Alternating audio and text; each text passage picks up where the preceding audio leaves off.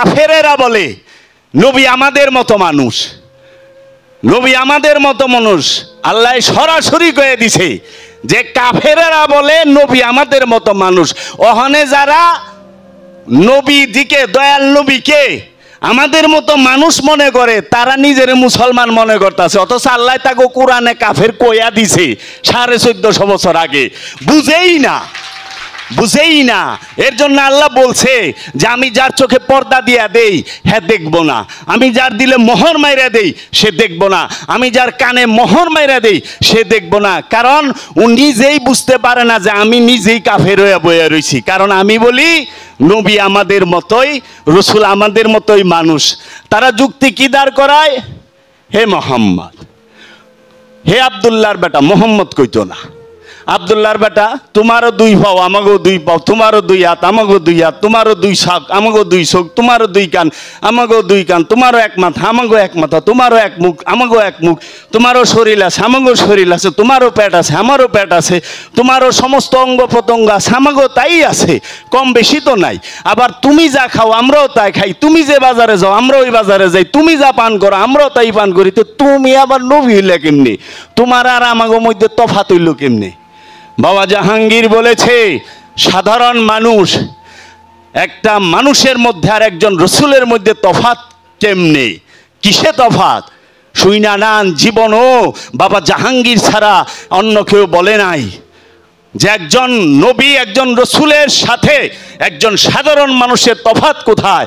একজন নবী একজন রসুলের সাথে সাধারণ মানুষের তফাৎ হচ্ছে এইখানে যে মন এবং মানসিকতার মধ্যে তফাৎ, দৈহিক তফাৎ না, মন এবং মানসিকতার মধ্যে, জ্ঞান এবং গুণের মধ্যে তফাৎ। জ্ঞানের মধ্যে আর গুণের মধ্যে, দৈহিকে তফাৎ না, দৈহিকে একই রকম দেখা যাইতে পারে কিন্তু মন মানসিকতা একরকম না, জ্ঞানে গুণে একরকম না। এর জন্য মহাপুরুষ আল্লাহর রসুল যাহা দেখে মানুষ তাহা দেখে না, আর মানুষ যাহা দেখে আল্লাহর রসুল তাহা দেখে না।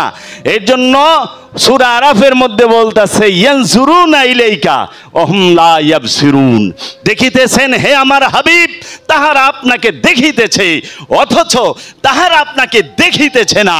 কারণ তাহারা আপনাকে আপনার দেহটা দেখতাছে কিন্তু আপনার মন মানসিকতা, আপনার জ্ঞান গুণ তারা দেখতে পাচ্ছে না।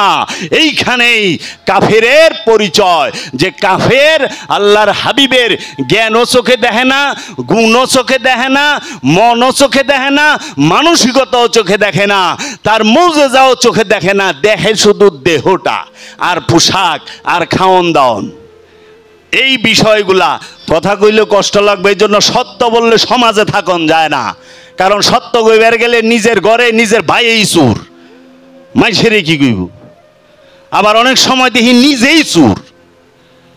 আমি হয়তো বাইরের চুরি করি না, ভিতরের চুরি তো করি। আপনার টাকা চুরি করি নাই কিন্তু আমি তো সত্যরে লুকায় রাখছি, তেই তো চুরি। চুরি কি এক প্রকার? চুরি অনেক প্রকার। তাহলে সত্যটা মানে কে? সত্যটা বলে কে? সত্য সবাই বলে, সত্য মানে কয়জনে, গ্রহণ করে কয়জনে? সত্য বলা বড় কথা না, কোরআন হাদিসের সত্যবাণী সবাই স্টেজে বলে, স্টেজ থেকে নাইমেই 1 ডাব 5000 টাকায় বেছে, বেহেশতি মুরগ বেছে। এই বেহেশতি মুরগ, এই মুরগ খাইলেই তুমি জান্নাতে যাইবা। আমি দোয়া করুম, কত বড় গ্যারান্টি বুঝছেন, ভাড়া করে লই আইছে টাকা দিয়া। তো কাছেই এই যদি হয় ধর্মের নমুনা, ওই যে বাবা জাহাঙ্গীরের এখানে বলা আছে, বাবা শামসে তাবরিজরে জিজ্ঞেস করছিল, শামসে তাবরিজ তুমি কি মুসলমান? তখন সে বলছিল না ইহুদিয়াম না গাবরাম না তাসরাউ না মুসলমানম, আমি ইহুদিও নই, আমি খ্রিস্টানও নই, আমি অগ্নি উপাসকও নই, আমি বৌদ্ধও নই, আমি হিন্দুও নই, এমনকি আমি মুসলমানও নই। তাহলে তুমি কি? তুমি কি? এইটার প্রশ্ন, এইটাই মেন, যে তুমি কি? এখন যদি জিজ্ঞেস করেন আগুন কি হিন্দু না মুসলমান, বৌদ্ধ না খ্রিস্টান, ইহুদি না নাসারা, আগুন তো সবার ঘরে যায়। বাতাস হিন্দু না মুসলমান, বৌদ্ধ না খ্রিস্টান, ইহুদি না মুসলমান, বাতাসে তো দেখি মন্দিরেও ঢুকতে, মসজিদেও ঢুকতে। তাহলে এগুলা কারাকারি কইরা, আরে মুসলমানের কাপড় বানান যায়, মুসলমানের লেগে বাতাস বানান যায় না। মুসলমানের কাপড় কাইটা পাঞ্জাবি বানান যায়, কিন্তু মুসলমানের লেগে কাইটা আলাদা অক্সিজেন বানান যাইব না, আলাদা মুসলমানের লেগে আগুন বানান যাইব না। এই সাম্প্রদায়িকতা শেষ করেন, অসাম্প্রদায়িক। এর জন্য কোরআন বলেছে প্রতিটা মানুষ তার বাপ দাদার ধর্ম পালন করে এবং প্রতিটা মানুষ সে শয়তানের পূজা করে। এখানে মানুষ শব্দ উচ্চারণ করা হয়েছে, মানু বলে নাই, মমিন বলে নাই, মানুষ। প্রতিটা মানুষ বাপ দাদার ধর্ম পালন করে, কারণ বাপের সাইনবোর্ড কান্দেলে। এর জন্য বাবা জাহাঙ্গীর বলেছে আমি সাইনবোর্ড চাই না, আমি সত্য চাই। বাবা জাহাঙ্গীর কি বলছে? আমি সাইনবোর্ড চাই না, সত্য চাই। সত্যের জন্য আমি যে কোথাও যাবো।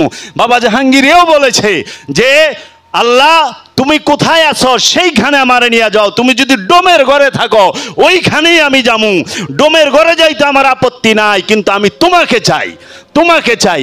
জাত কিসের জাত? কার জাত? নবী কোনো জাতের হয় না, কোরআন জাতের হয় না। আরবি কোরআন জাতের হইতে পারে, নূরের কোরআন জাতের হয় না। আরবি ভাষা জাতের হইতে পারে, কিন্তু যেই আল্লাহর হাবিব, যেই রব্বুল আলামিন আরবি ভাষায় বাণী বলছে, সে কোনো জাতের না, সে সার্বজনীন, সে সবার খোদা। যে মানে তারও খোদা, যে মানে না তারও খোদা। যে মানে তার কাছেও সে রহমান, যে মানে না তার কাছেও সে রহমান। মানা না মানা তো তোমার ব্যাপার, নিজের মতকে রবের কাছে চাপায় দাও কেন? তো কাজী যদি বলি অনেক কিছু আছে। উচিত কথায় জামাইয়ের ভাত খাওয়াও মুশকিল হয়ে যায়, কারণ সুরের বউ যদি জামাইরে কয় তুমি তো সুর, কি লাইয়া বাপের বাড়ি পাঠাই দিব? সুরেরও সুর কন যাইব না, বড় কষ্ট।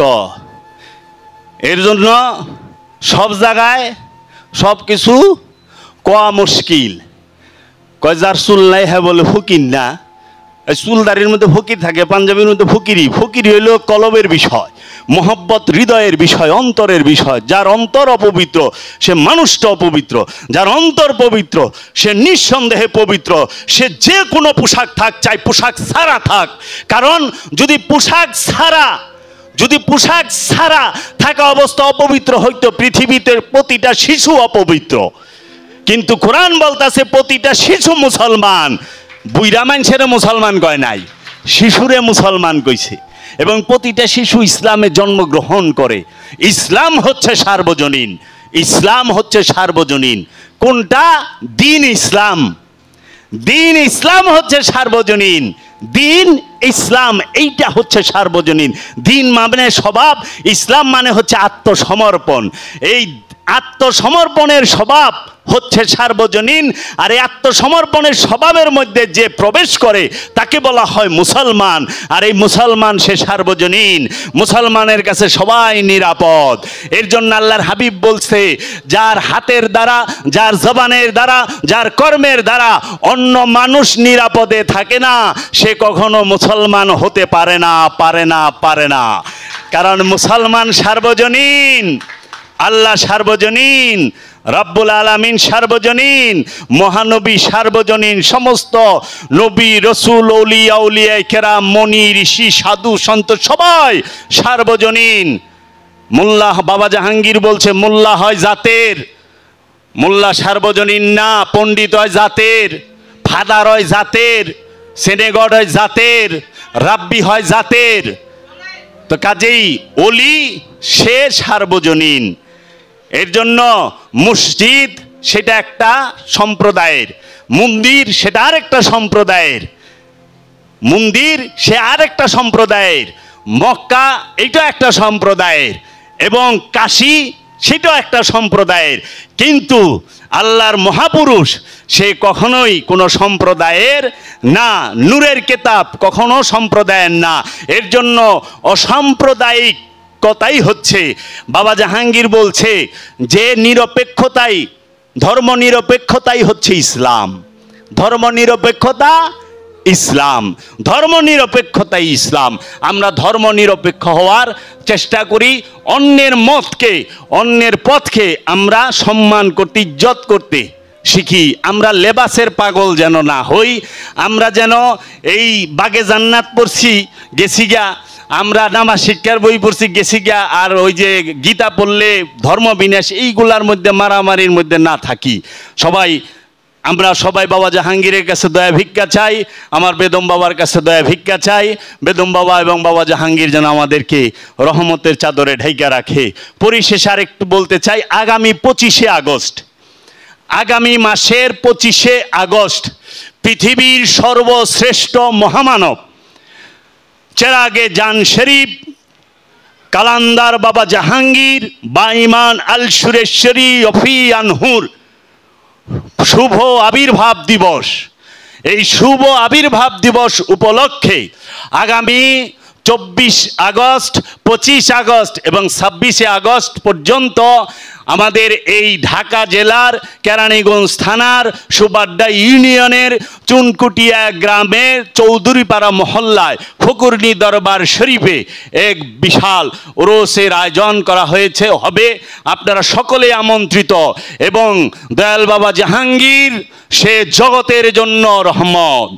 দয়াল বাবা জাহাঙ্গীর কাহারও একার জন্য না, আমার দয়ালের আওলাদ আছে, আমার দয়ালের গদিরিসিন আছে, আমার দয়ালের নূরের সন্তান আছে। আমরা তাদের উসিলা ধরে এই রহমতের দিনে দয়া ভিক্ষা চাই।